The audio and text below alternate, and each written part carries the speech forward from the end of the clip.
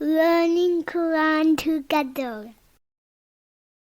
बिस्मिल्लाह अल्हम्दुलिल्लाह वस्सलातु वस्सलामु अला रसूलिल्लाह। सूरह तौबा आयत 121। वला युनफिकूना नफकतन, और नहीं खर्च करते वो कोई खर्च, सगीरतन वला कबीरतन, छोटा और ना बड़ा, वला यक्तऊना वादियन, और ना कोई वादी वो तय करते हैं, इल्ला कुतिबा लहुम, मगर लिखा जाता है उनके लिए। मुजाहिद अल्लाह ताला के रास्ते में थोड़ा खर्च करें या ज़्यादा, और दुश्मन की तरफ बढ़ने के लिए कोई कदम उठाएं, उनके लिए लिख लिया जाता है। सिर्फ जंग करना और हथियार चलाना ही जिहाद नहीं, इस राह में जो भी तकलीफें पेश आएं, भूख प्यास, दुखन, कदम उठाना, खर्च करना, वादियों को कता करना, इन सब में सवाब है। इस आयत की रूह से अमीर अल मोमिनीन उस्मान रजी अल्लाह ताला अन्हु को भरपूर अजर नसीब हुआ, जैसा कि हज़रत अब्दुर्रहमान बिन हबाब सलमी से रिवायत है कि ग़ज़वा तबूक के मौके पर नबी सल्लल्लाहु अलैहि वसल्लम ने खुतबा दिया, जिसमें मुसलमानों को ज़्यादा से ज़्यादा चंदा देने की तरगीब दी। हज़रत उस्मान ने अर्ज़ किया, मैं 100 ऊँट पालान समेत चंदा देता हूँ। नबी सल्लल्लाहु अलैहि वसल्लम ने मिंबर से एक सीढ़ी नीचे उतर कर फिर अपील की तो हज़रत उस्मान ने अर्ज़ किया, मैं मज़ीद 100 ऊँट पालान समेत देता हूँ। उस पर नबी सल्लल्लाहु अलैहि वसल्लम ने ताज्जुब और खुशी से अपना हाथ हिलाया,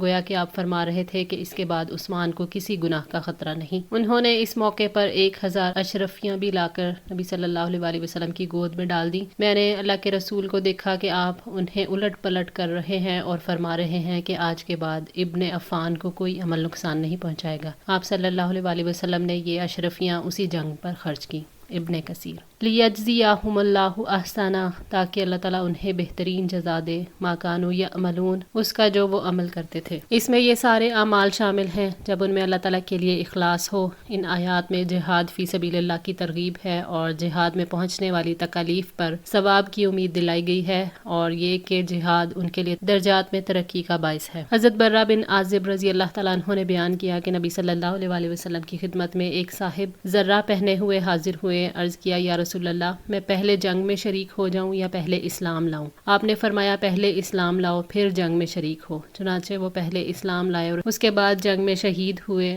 आपने फरमाया कि अमल कम किया लेकिन अजर बहुत पाया। सही बुखारी 2808। वमा कानल मुमिनूना, और नहीं है मोमिनों के लिए, लियनफिरू, के वो निकल पड़े, काफतन, सारे के सारे, फलौला नफरा, फिर क्यों ना निकली, मिन कुल्ली फिरकतिम मिनहुम, उनमें से हर ग्रोह से, ताइफतुन, एक जमात, लियतफक्कहू फिद्दीन, ताकि वो दीन की समझ हासिल करें, वलियुनज़िरू कौमहुम, और ताकि वो अपनी कौम को डराएं, इज़ा रजऊ इलैहिम, जब वो उनकी तरफ वापस जाएं, लअल्लहुम यहज़रून, ताकि वो बच जाएं। ये आयत तलब इल्म के वाजिब होने की बुनियाद है, यानी ये तो नहीं हो सकता कि सारे मोमिन दुश्मन के खिलाफ जंग के लिए निकल जाएं, इस तरह तो सारे वफात पा जाएंगे। हज़रत इब्ने अब्बास फरमाते हैं, अल्लाह ताला के रसूल सल्लल्लाहु अलैहि वसल्लम को तन्हा छोड़कर तमाम मुसलमानों को जिहाद के लिए निकल जाना लायक नहीं। अलबत्ता हर कबीले में से कुछ लोग आप सल्लल्लाहु अलैहि वसल्लम से इजाज़त ले जाएं, फिर जब ये लोग वापस आ जाएं तो उनके बाद जो कुरान उतरा है उसे वो लोग जो अल्लाह के रसूल के साथ घरों में थे उन्हें सिखा दें, और कह दें कि अल्लाह ने अपने नबी पर ये आयात उतारी हैं जो हमने याद कर ली हैं और आपसे सीख ली हैं। फिर दूसरे चले जाएं, गर्ज के ये कुछ लोग जाएं और कुछ इल्म दीन सीखने के लिए नबी सल्लल्लाहु अलैहि वसल्लम के साथ रहें, और जब मुजाहिद आए तो उन्हें सिखा दें। यही सिलसिला कायम रहना चाहिए ताकि ना जानने वालों को भी दीनी मसाइल का इल्म हो जाए।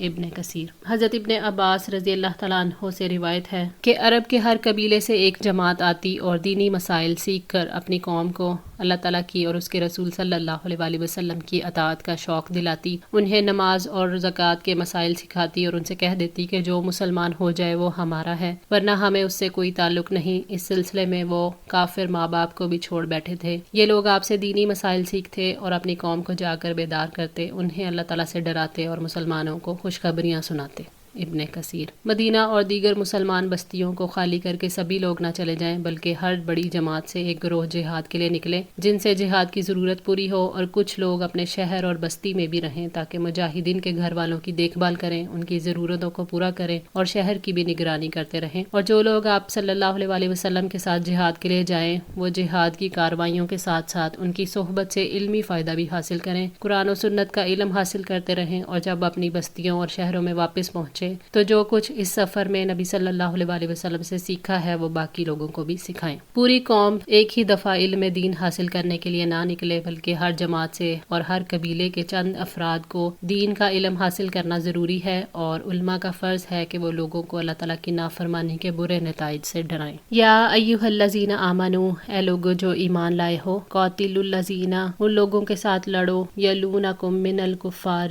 کافروں میں سے جو تمہارے قریب ہیں، ولیجدوا، اور چاہیے کہ وہ پائیں، فیکم غلظۃ، تم میں سختی۔ قریب کے کافروں سے مراد منافق اور کافر ہمسائے ہیں۔ جنگی معاملات کی تدبیر میں اہل ایمان کی رہنمائی کے بعد اللہ تعالیٰ نے اس بات کی رہنمائی فرمائی ہے کہ ان کفار سے ابتدا کی جائے جو سب سے زیادہ قریب ہیں، ان کے ساتھ سخت رویہ رکھا جائے اور جنگ میں ان کا نہایت سختی، بہادری اور ثابت قدمی کے ساتھ مقابلہ کیا جائے۔ وَاعْلَمُوا أَنَّ اللَّهَ مَعَ الْمُتَّقِينَ، اور جان لو کہ یقیناً اللہ تعالیٰ متقی لوگوں کے ساتھ ہے۔ یعنی تمہیں یہ علم ہونا چاہیے کہ اللہ تعالیٰ کی طرف سے مدد تقویٰ کے مطابق نازل ہوتی ہے، اس لیے تقویٰ کو لازم کرو، اللہ تعالیٰ تمہاری مدد کرے گا اور تمہارے دشمن کے خلاف تمہیں فتح سے نوازے گا۔ حضرت ابو ہریرہ سے روایت ہے کہ آپ نے فرمایا، پھر داؤد کی طرح ذکر کرو، اور اس میں یہ الفاظ زائد ہیں کہ اللہ تعالیٰ تمہارے جسموں کی طرف دیکھتا ہے، نہ ہی تمہاری صورتوں کو دیکھتا ہے، لیکن اللہ تعالیٰ تمہارے دلوں کو دیکھتا ہے، اور آپ نے اپنی انگلیوں سے اپنے سینہ مبارک کی طرف اشارہ کیا۔ صحیح مسلم 6542۔ یعنی متقی اللہ تعالیٰ کے محبوب ہیں، قبولیت اہل تقویٰ کو ہی حاصل ہے۔ اللہ تعالیٰ نے فرمایا، انما یتقبل اللہ من المتقین، بے شک اللہ تعالیٰ تو صرف متقیوں ہی سے قبول کرتا ہے۔ سورہ المائدہ 27۔ وَإِذَا مَا أُنزِلَتْ سُورَةٌ، اور جب بھی کوئی سورت نازل کی جاتی ہے، فَمِنْهُمْ مَن يَقُولُ، تو ان میں سے کوئی ہے جو کہتا ہے، أَيُّكُمْ زَادَتْهُ هَٰذِهِ ایمانا، کہ تم میں سے کس کو ایمان میں اس نے زیادہ کیا۔ منافقوں کا قرآن پاک کے نزول پر جو حال ہوتا ہے، اللہ تعالیٰ اسے بیان کرتے ہوئے فرماتے ہیں کہ جب کوئی سورت نازل ہوتی ہے جس میں احکام نازل کیے گئے ہوں، یا نبی صلی اللہ علیہ وسلم کے بارے میں خبر دی گئی ہو، یا جہاد کی ترغیب دی گئی ہو، تو منافق آپس میں کہتے ہیں کہ اس سے کس کا ایمان بڑا ہے۔ فَأَمَّا الَّذِينَ آمَنُوا، چنانچہ جو لوگ ایمان لائے، فَزَادَتْهُمْ ایمانا، سو ان کو ایمان میں اس نے زیادہ کیا ہے، وَهُمْ يَسْتَبْشِرُونَ، اور وہ بہت خوش ہوتے ہیں۔ ان لوگوں کے ایمان میں اضافہ ہوتا ہے جو اہل ایمان ہیں۔ اللہ تعالیٰ نے فرمایا ہے، إِنَّمَا الْمُؤْمِنُونَ الَّذِينَ إِذَا ذُكِرَ اللَّهُ وَجِلَتْ قُلُوبُهُمْ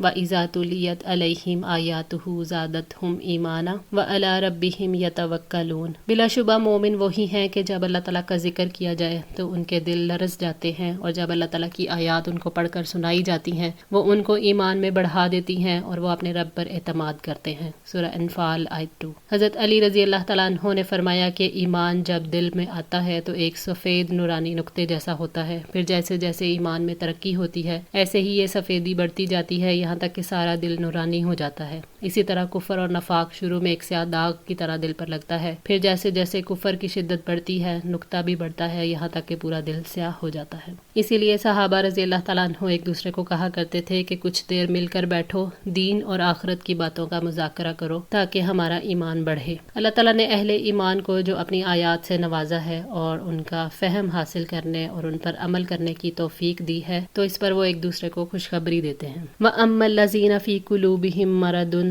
لیکن وہ لوگ جن کے دلوں میں بیماری ہے، فَزَادَتْهُمْ رِجْسًا، تو اس نے ان کو گندگی میں زیادہ کر دیا، إِلَىٰ رِجْسِهِمْ، اور گندگی کے ساتھ، یعنی جن لوگوں کے دلوں میں شک، کفر اور نفاق ہے ان کے دلوں کی گندگی میں اضافہ ہوتا ہے، یعنی شک اور نفاق میں اضافہ ہو جاتا ہے، کیونکہ انہوں نے اللہ تعالیٰ کی آیات کے ساتھ کفر کیا، اس کے خلاف دشمنی رکھی، تو اسی وجہ سے ان کا مرض بڑھ گیا اور اس مرض نے ان کو ہلاکت کے گھڑے میں پھینک دیا۔ اللہ تعالیٰ نے اس کتاب کے دو گروہوں پر ہونے والے اثرات کے بارے میں واضح فرمایا ہے، وَنُنَزِّلُ مِنَ الْقُرْآنِ مَا هُوَ شِفَاءٌ وَرَحْمَةٌ لِّلْمُؤْمِنِينَ وَلَا يَزِيدُ الظَّالِمِينَ إِلَّا خَسَارًا، اور ہم اس قرآن میں سے تھوڑا تھوڑا نازل کرتے ہیں جو مومنوں کے لیے شفا اور رحمت ہے، اور جو ظالموں کو خسارے کے سوا کسی چیز میں زیادہ نہیں کرتا۔ سورہ بنی اسرائیل 82۔ وَمَاتُوا وَهُمْ كَافِرُونَ، اور وہ اس حال میں مرے کہ وہ کافر تھے، یہ ان کے لیے سزا ہے کیونکہ انہوں نے اللہ تعالیٰ کی آیات کا انکار کیا، اس کے رسول کی نافرمانی کی، اس لیے اس دن تک کے لیے ان کے دلوں میں نفاق ڈال دیا گیا جس روز وہ اللہ تعالیٰ سے ملاقات کریں گے۔ آج کے لیے اتنا ہی۔ دعا ہے اللہ تعالیٰ ہماری اس کوشش کو قبول فرمائے، ہماری غلطیوں کو، تاہیوں کو معاف فرما کر ہماری اصلاح فرمائے۔ جزاکم اللہ خیر، والسلام علیکم ورحمۃ اللہ وبرکاتہ۔